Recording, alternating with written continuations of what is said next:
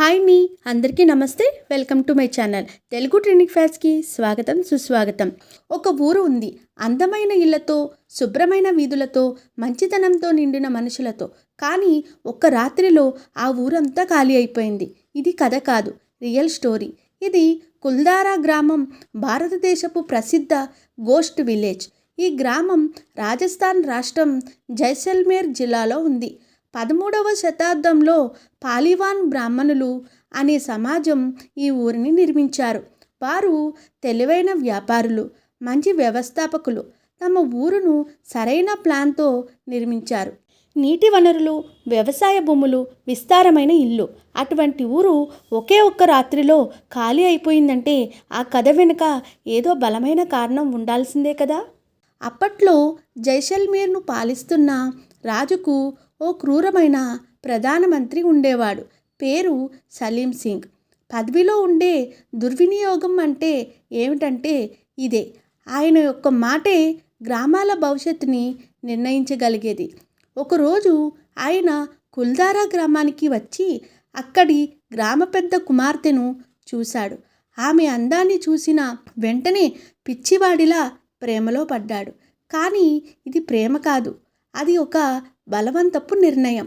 గ్రామ పెద్ద దగ్గరకు వెళ్ళి మీ కూతుర్నిచ్చి నాకు పెళ్లి చేయండి, లేకపోతే మీ గ్రామాన్ని నేనే ధ్వంసం చేస్తాను అని సలీం సింగ్ బెదిరించాడు. అతని దౌర్జన్యం చూసిన గ్రామ పెద్ద వణికిపోయాడు. కానీ ఆయన కూతుర్ని ఆ క్రూరునికిచ్చి పెళ్లి చేయాలని అనుకోలేదు.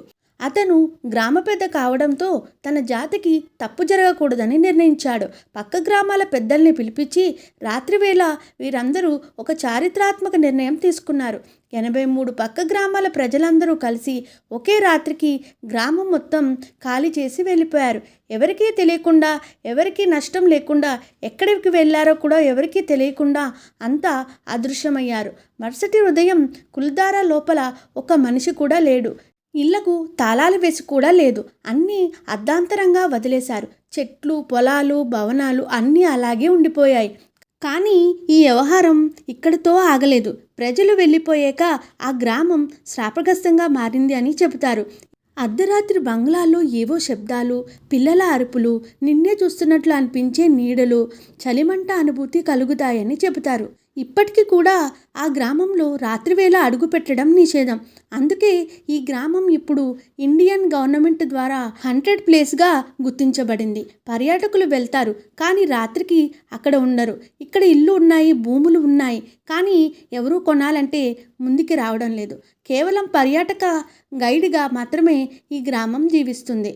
ఈ గ్రామం నిజంగా ఇప్పుడు ఖాళీగానే ఉంది. గూగుల్ మ్యాప్లో చూడొచ్చు, ప్రతి ఇల్లు శూన్యంగా కనిపిస్తుంది. మానవతా విలువల కోసం ఒక గ్రామం మొత్తం జీవితం వదిలేసింది. ఈ చారిత్రాత్మక సంఘటనలు మనకు చెప్పే విషయం, బలవంతంగా ప్రేమను పెళ్లి చేయలేం. ఒక సమాజం ఒక తత్వంతో ఉండాలంటే స్వేచ్ఛ, గౌరవం చాలా ముఖ్యమైనవి అని. ఈ చరిత్ర అంతా విన్నాక మీరేమనుకుంటున్నారో మీ అభిప్రాయాన్ని కామెంట్లో తెలియచేయండి. ఈ వీడియో మీకు నచ్చినట్లయితే లైక్ చేయండి. మరిన్ని ఆసక్తికరమైన విషయాలు తెలుసుకోవడం కోసం నా ఛానల్ని సబ్స్క్రైబ్ చేసుకోండి. Thank you so much for watching.